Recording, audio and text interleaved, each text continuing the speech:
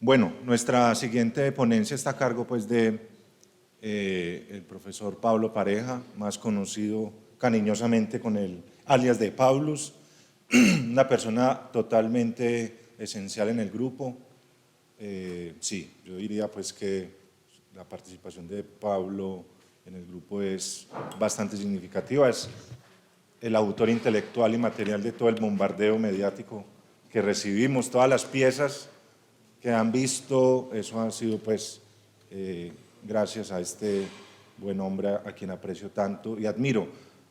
Empezando por el título, si hay un título bonito me parece en estas ponencias es este, ¿no? Volviendo al campo del que nunca nos fuimos.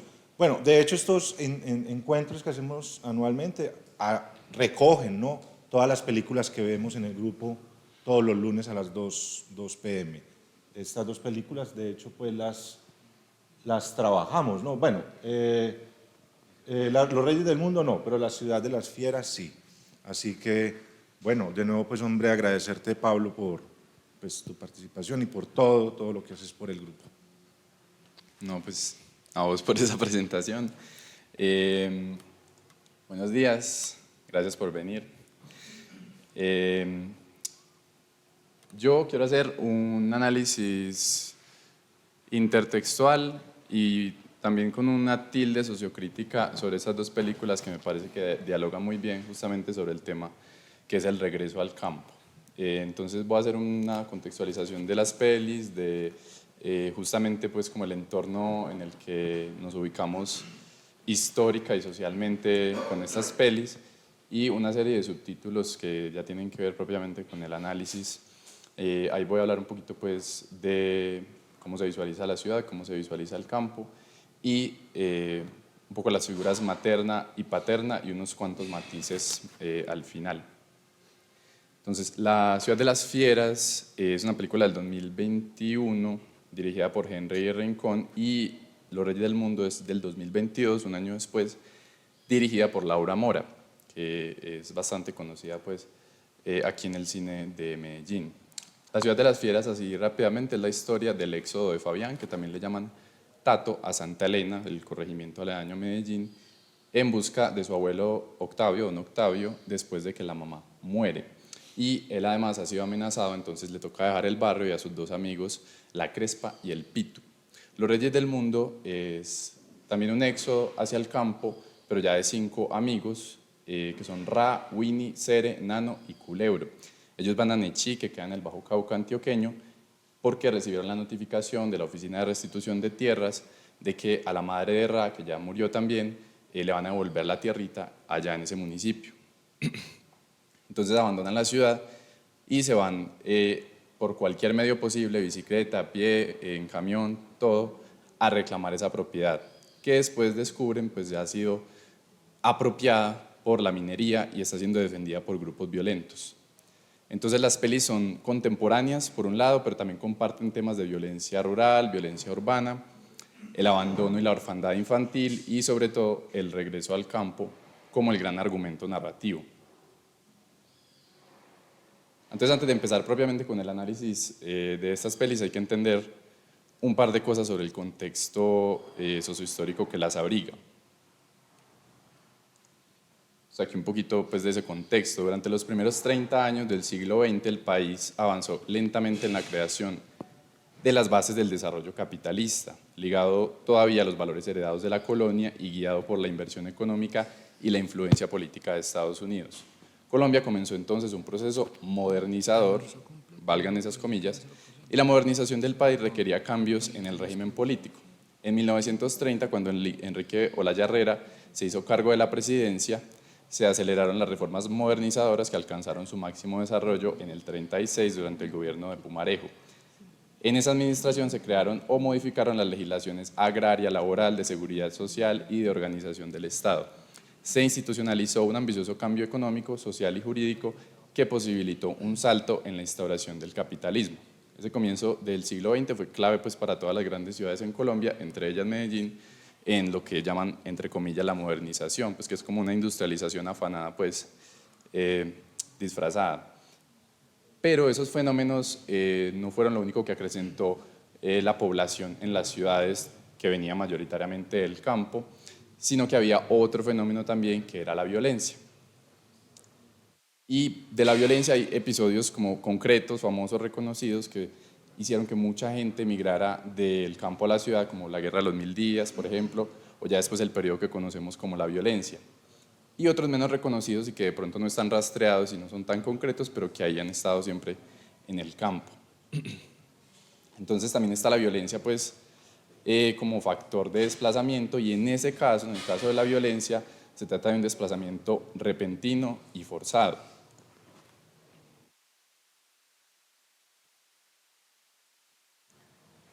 La violencia es una herramienta que facilita la expropiación de la tierra para destinarla en mayor medida a la explotación extensiva de la ganadería y en menor proporción a la producción industrial, al comercio y a la construcción de macroproyectos infraestructurales. Así se establece una relación entre el desplazamiento, la violencia y la apropiación de tierras como consecuencia del ejercicio de la violencia sobre la población rural. Este fenómeno lo vamos a ver sobre todo en los reyes del mundo, puesto que la minería está ahí acaparando todas estas tierras donde hay mucho oro. Entonces las palabras claves son esas dos, desplazamiento y violencia, porque justamente esos dos relatos de los que vamos a hablar son cuestión al preguntarse qué pasa al revertir el movimiento de campo a ciudad que inició la violencia. Entonces hay preguntas como ¿qué se halla en ese campo que ya se abandonó? ¿Se puede volver y quedarse? ¿Los personajes son los mismos al volver y son capaces de afrontar ese regreso? Y más importante, ¿por qué vuelven al campo? Entonces comencemos con un subtítulo que se llama Observar y abstraerse. Abstraerse por medio de la observación del paisaje, ya sea rural o urbano, es imperativo para el autorreconocimiento, porque mirar su territorio es mirarse a ellos mismos, los personajes, pero en silencio o al menos alejados de ese gran bullicio intestino y característico de la ciudad, para lograr detenimiento e introspección, ya sea en compañía, como en estos dos fotogramas de las dos películas, o solos, también de las dos películas. Tato, Fabián, el de La ciudad de las fieras, a pesar de que está siempre casi siempre en compañía de Pito y la Crespa, destaca porque al menos en Santa Elena se representa como una figura muy solitaria, mientras que Ra y sus compinches, este es Tato, mientras que Ra y sus compinches se mantienen unidos siempre en la ciudad y en el viaje como un organismo que solamente es funcional en tanto es colectivo. Y ya lo dice Ra en la oficina de restitución de tierras en Nechí, cuando le preguntan por los dos que lo acompañan. Él dice, son mis amigos, pero son como mis hermanitos. Y es que la separación de esa familia es paralela al aumento de las peripecias del relato. Primero muere Culebro, de hecho asesinado por el mismo Ra por una cuestión ahí de apropiarse justamente de los papeles de las tierras. Después raptan a Nano, que termina haciendo parte de quienes defienden el proyecto de minería, y quedan solamente Ra, Winnie y Cere en el funesto final.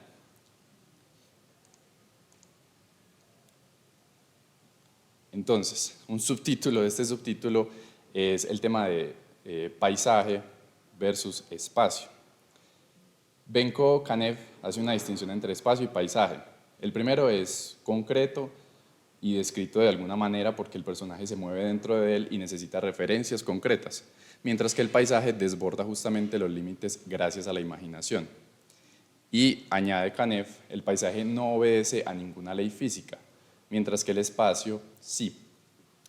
En ese sentido, el tratamiento del entorno de Tato es más espacial que paisajístico. Él se ciñe a los límites concretos de su espacio cuando, por ejemplo, va o viene de Santa Elena. Se sube en el bus, prolepsis, tan, destino alcanzado. Incluso en el campo, su mayor periplo con la naturaleza parece ser ensuciarse los tenis en un fango y después tener que lavarlos y punto. En la ciudad está limitado por la arquitectura. Si bien interactúa con ella, por ejemplo, cuando está tagueando las paredes, la ciudad lo encierra y los planos enfatizan constantemente ese encierro. Al respecto, Kanev diría que el espacio que rodea al personaje es delimitado y reducido frente al paisaje que el personaje ve por la ventana o imagina en la celda de la cárcel. Siguiendo la imagen, siguiendo esa imagen que propone Canev ahí, y yendo hacia Ra y sus amigos, ellos saltan justamente por esa ventana y salen de esa cárcel que es la ciudad. Se bañan y beben y viajan en los ríos, duermen, comen y se ocultan en la selva, juegan y dibujan con el contorno de su casa en la tierra cuando llegan a Nechí, rompen las lámparas del camino, etc. Y no hay un camino claro, además, no es un camino lineal ni monotopográfico, sino que ellos tienen que hacer una cantidad de malabares para poder sobrevivir y llegar. Aquí algunos de esos momentos de interacción con el espacio que lo vuelve paisaje.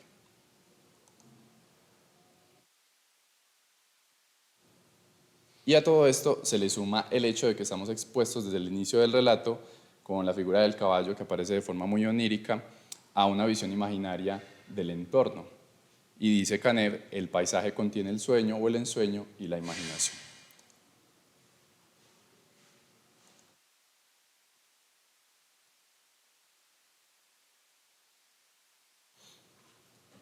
Bien, ahora sí, de la ciudad al campo.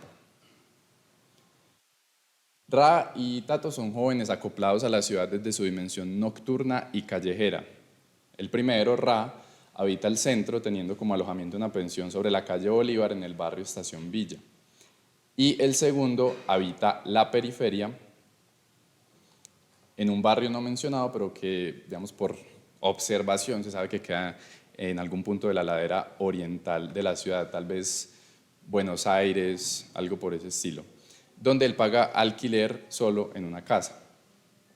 En la ciudad, Tato ha aprendido a sobrevivir acoplándose a un mundo nocturno y callejero. Algunas manifestaciones de la cultura hip hop le sirven de expresión, como el freestyle, el graffiti y la vestimenta. El primero es oral, el segundo es gráfico y el tercero es estético, pero todas son formas de construir una identidad y reafirmarla en relación con el entorno.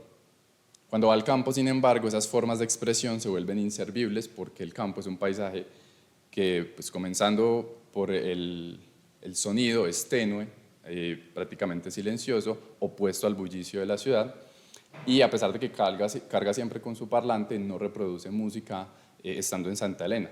Ese parlante se queda silenciado y él lo que hace es escuchar los boleros que don Octavio, su abuelo, le canta con la guitarra acústica, como por ejemplo Pregúntale a las estrellas o Quiéreme mucho. El graffiti ya no le sirve tampoco porque Elena no es un medio de marcaje del territorio, un árbol con un en cambio para delimitar un territorio, para indicar a los callejeros que se estuvo. Y la película nos sitúa en una que no hay justamente un afán de como lo hay en las calles del barrio. Y finalmente la ropa pues es viable para el territorio, como ya les dije en el tema de los zapatos, el rehúsa utilizar las botas pantanas, después en pantana y ahí sí recibe las botas. El combo de Ra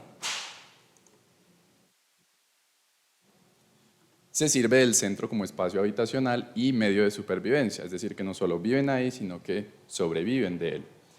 A Winnie, por ejemplo, lo conocemos negociando un reloj y una cadena y un anillo que se ha robado, los cuales Ra logrará vender más tarde a un comerciante de esquina. Se mueven con pericia por las calles del centro en las bicicletas, que además están adaptadas para hacer descenso. Pelean por el territorio, como en el sector de los puentes que queda sobre la calle Carabobo, cerca de la estación Prado, cuando de a Nano en una pelea de machetes. El machete como símbolo del campo que persiste en el sustrato citadino, antes y ahora como una herramienta de supervivencia, pero también de beligerancia. Recuerden lo que dice René Pérez Joglar, que el machete no solamente para cortar cañas, sino también para cortar cabezas. En los dos casos, Los Reyes del Mundo y La Ciudad de las Fieras, la calle es el escenario principal, al menos en la primera parte de la película, porque aunque haya un domicilio, las actividades vitales que definen a los personajes se hallan afuera. Un evento desencadenante ocurre y los relatos migran al campo. El fatídico círculo histórico colombiano se cierra, entonces habíamos hablado de campo-ciudad y ahora ciudad-campo. Si en un principio se huyó del campo por la violencia, ahora se huye de la ciudad por la misma causa. Desde la Guerra de los 1000 días hasta la narcoviolencia urbana más reciente se han propiciado tales migraciones y ambas geografías ya ahora están cargadas de muerte y desasosiego. La película se encarga de recordárnoslo. En este caso hablo de la ciudad de las fieras, con las amenazas sicariales constantes en la ciudad y con la pregunta por los gladiolos a la que el abuelo le responde: todos los días hay muertos y todos los días necesitamos flores para los muertos. Porque don Octavio, el abuelo, pues él cultiva flores, él es silletero. De hecho, el actor también era un silletero muy reconocido de la familia Teortúa, ya murió hace poquito y creo que hay un graffiti de él sobre Ayacucho arriba por el pabellón del agua. Además, la revelación que el abuelo hace del padre como paramilitar también está ahí como un signo latente de la violencia. Todo da como resultado personajes deshimantados de su espacio vital, pero sin asidero seguro. Tato regresará a la ciudad y a los lugares que allí conoció. La visita panorámica de la ciudad, que le encantaba mirar. El cementerio donde está enterrada su mamá, que creo que queda por San Javier, pero no recuerdo el nombre. El barrio, sus grafitis, las batallas de rap, todo eso él lo revisita. Obviamente esa visita, ese regreso, no queda salvo, no queda limpio, porque ahí está siempre la muerte persiguiéndolo, representado en visiones constantes de un gallo de pelea como el que ya había aparecido en los sueños junto al ataúd de su madre y la calle sola, oscura. Pero para Ra y el combo no hay regreso, para ellos es una odisea de solo ida. Estoy hablando ya de los reyes del mundo, porque en esa película, al menos en tomas como esta, por ejemplo, cruzando el río, ellos ven puentes sin terminar, es decir, un camino sin regreso. Una pequeña acotación sobre la ironía de la modernidad. En la primera no se ve, pero es un edificio aquí en Medellín, en el centro, que tiene de arriba abajo la palabra libertad, dice la libertad, y en la de allá dice el progreso. Son mensajes escritos en la arquitectura urbana y se manifiestan como puestas en escena de la ironía de la modernidad. Nos es muy reconfortante resaltar ideas que se sostienen en la ilusión de la ciudad, la ilusión que crea la ciudad, pero que no se mantienen cuando el lente amplía su encuadre o apunta más allá de la urbe. ¿Cuál progreso si Ra y sus amigos buscan una tierra prometida, una ilusión que es infructuosa por la apropiación de grupos extractivistas sobre su terruño y que mantienen por medio de la violencia de siempre? ¿Cuál libertad si Fabián ha perdido a su mejor amigo por un combo delincuencial, su querida Crespa es obligada a irse de la ciudad a Bogotá y él mismo carga con una sentencia de muerte que ya lo acerca a la paranoia? La figura paterna.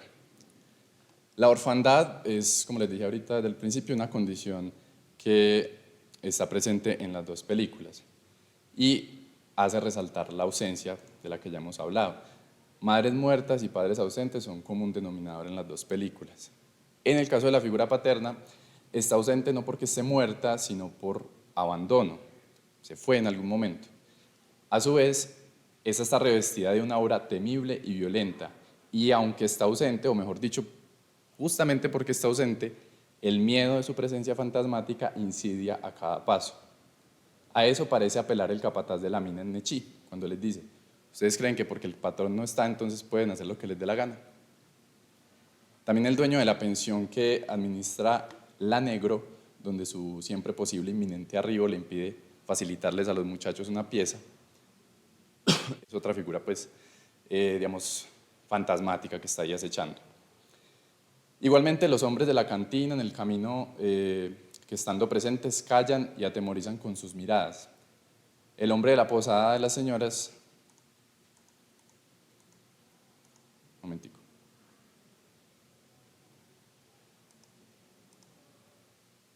Eso.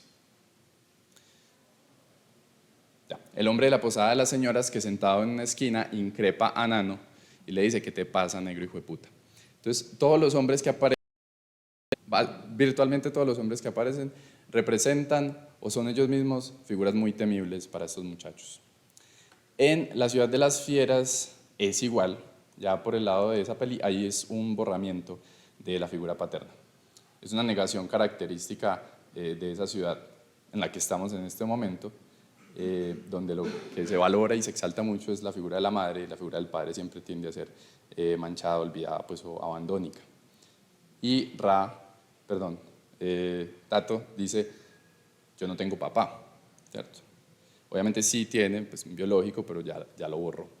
Y ese borramiento lo propició el propio abuelo de Tato por cuestiones políticas y morales. El abuelo dice, su papá no está muerto, yo lo enterré porque manchó el honor de la familia, regó la sangre por todas partes, a usted lo dejó cuando estaba muy niño, dejó a su mamá sola, y eso yo no lo perdono, pues yo no sé quién lo perdonaría, ¿cierto? Y lo hizo reteniendo las cartas que enviaba. El papá paramilitar le enviaba cartas, en algún momento don Octavio dijo, ya no más. Sin embargo, Tato no empatiza inicialmente con esa decisión del abuelo, pues aunque él no lo sepa, su peregrinación a Santa Elena, además de huir de la violencia y de las amenazas, es también una posibilidad de reconciliación con la figura paterna, por medio de su abuelo. Esto ya se había materializado cuando se mudó a la pieza que hubo ocupado su padre en la finca de don Octavio, cuando se situó como obediente aprendiz de su abuelo en el arte de hacer silletas, y cuando vocalizó la ausencia en varios momentos, diciendo, no tiene fotos de mi papá por ahí. Yo miré en toda la casa y no vi ninguna, y mi papá sí me buscó. Sin embargo, y al margen de todo esto, hay en ambas cintas una figura paterna a rescatar que es ayudante de los protagonistas en su viaje, ya sea literal o metafórico. Este ayudante se caracteriza como un anciano sabio, solitario, parsimonioso y campesino. En Los Reyes del Mundo es el loco de las montañas, que ofrece albergue y comida e indica el camino a seguir. En la Ciudad de las Fieras es, a pesar del desencuentro inicial con Tato, don Octavio, el abuelo, que le permite quedarse en la finca y aprender las labores campesinas. Ahora sobre las madres. La falta de la madre es clave porque codifica las relaciones que los personajes entretienen con las mujeres que representan protección y que van a encontrar más adelante en el camino. Por un lado, la Negro, que es la que administra la pensión en Bolívar, se preocupa por su bienestar, pero no puede facilitarle la pieza por lo que ya les conté. Las mujeres de la posada, en esa misma película, en ese otro episodio muy onírico, son un consuelo momentáneo en medio del viaje, un momento de calor y ternura. Por otro lado,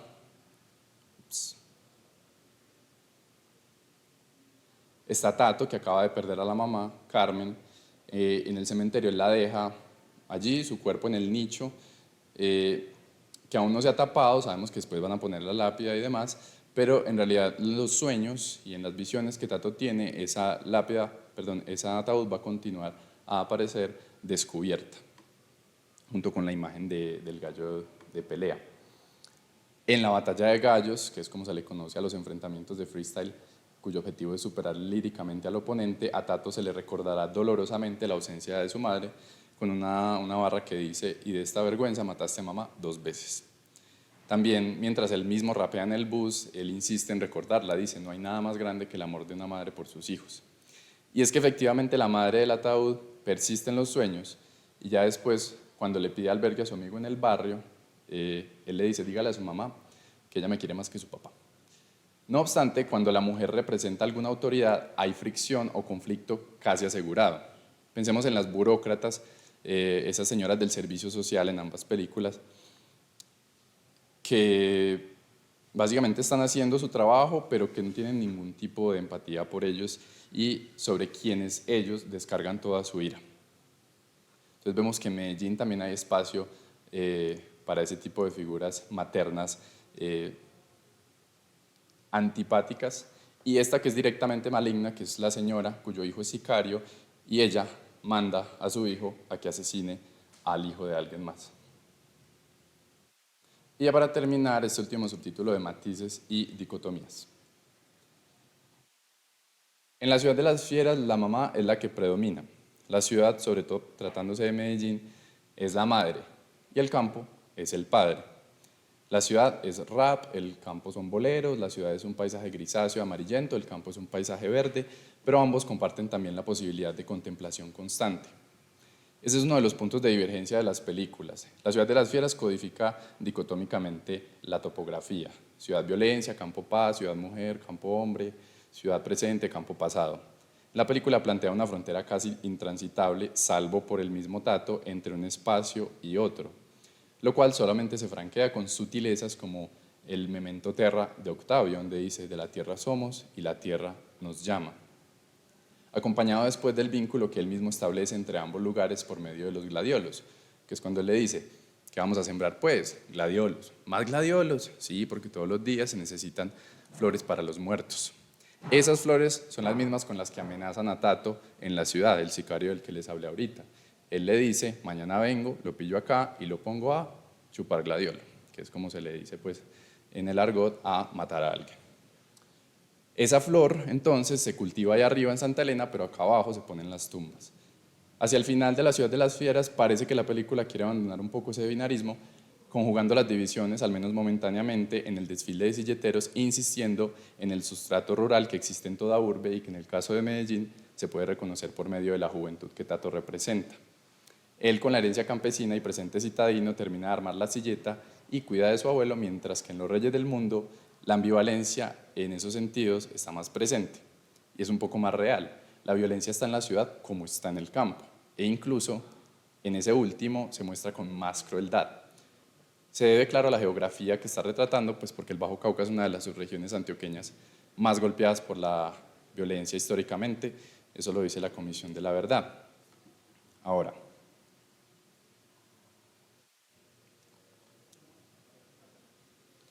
listo. Todo esto entonces, mientras que La ciudad de las fieras muestra a Santa Elena como un remanso de paz, básicamente.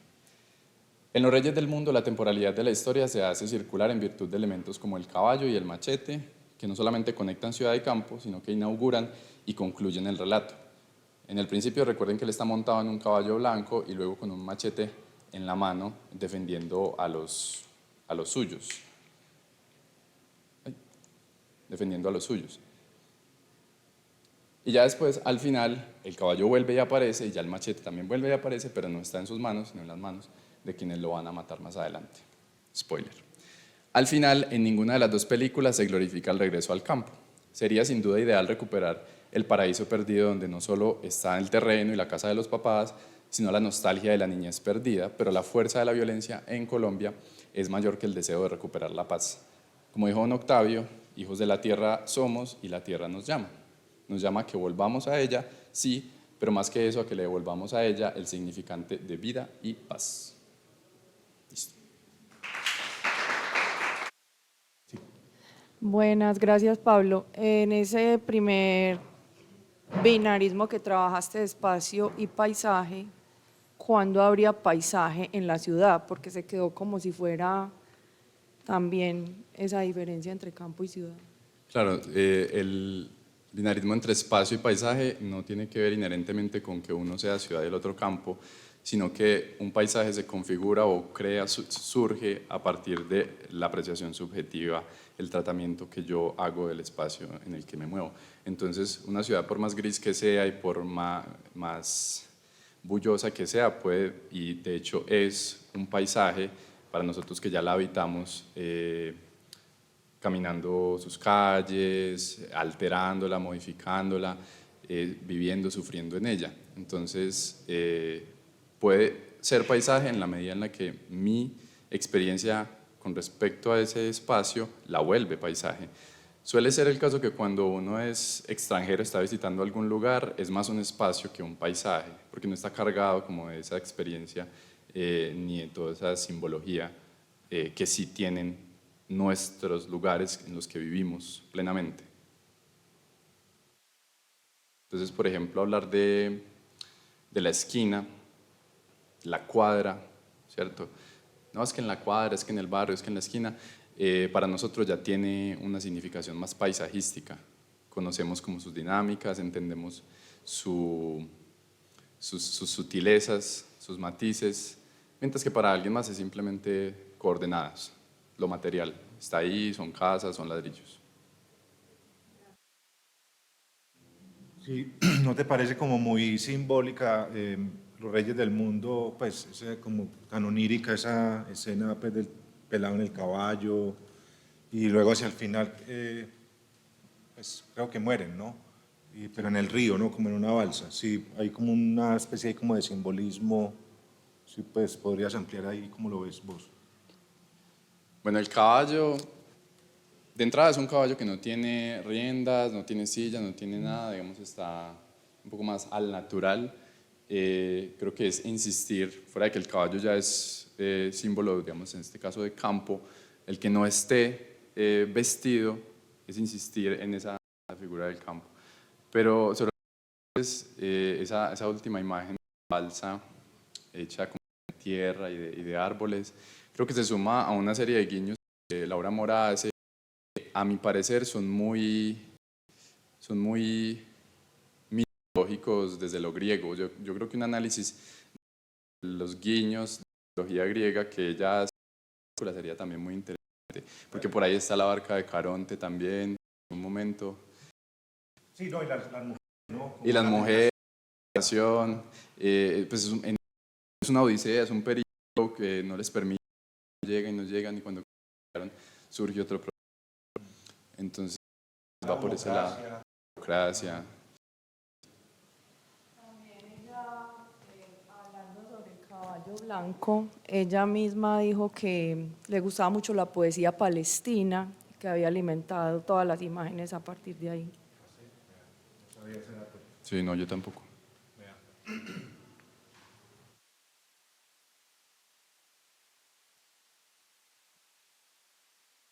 Pablus, también haciendo esa lectura intertextual, eh, te pregunto si tuviste también como la oportunidad de reflexionar al uso de la música en ambas películas, que por ejemplo en La Ciudad de las Fieras está muy presente el hip hop y la música que le gustaba al abuelo, mientras que particularmente en Los Reyes del Mundo recuerdo los momentos en que ellos, un momento muy bonito de música cuando están en la casa de esas mujeres, que es un momento muy loco, y también un momento que parece prácticamente un videoclip con una canción de Los Prisioneros, ¿no? Y también hiciste alguna lectura de esa parte.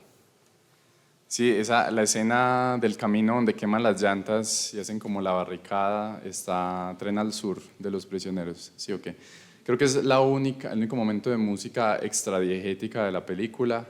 Lo digo porque algo que resalta, comparando las dos películas sobre la música, es que Los Reyes del Mundo maneja en general poca música y cuando la maneja es música intradiegética, ¿cierto? Entonces es como un poco más, no sé si purista en ese sentido, mientras que La Ciudad de las Fieras es casi toda música extradiegética, perdón, o sea, las canciones están pues puestas sobre la cinta, salvo lo que es y no es música, que es el repentismo de las batallas de freestyle, que pues si el freestyle hace hip hop, también es la música del hip hop, o sea, hace parte del personaje. Entonces yo rescato que hace parte de su identidad, un freestylero. Si no hay más, un último comentario. Creo que se está configurando casi un nuevo género en Colombia, diríamos, el nieto, cuyos padres dieron su tierra, entonces hay como un campo, ¿no? Una recuperación. Pues ya hay como otro género por ahí configurado, ¿no? El de los huérfanos, ¿no? Que hacen relatos en torno a la muerte pues, de sus padres generalmente, ¿no? Mi confesión, no hay causa perdida, el olvido que seremos, matar a Jesús, Pizarro, pues, ¿no? ¿Cierto? Como géneros muy propios pues de este país, pero que espontáneamente como que van surgiendo. Bueno, Pablo, muchas gracias de nuevo. Entonces yo lo presento, él me presenta.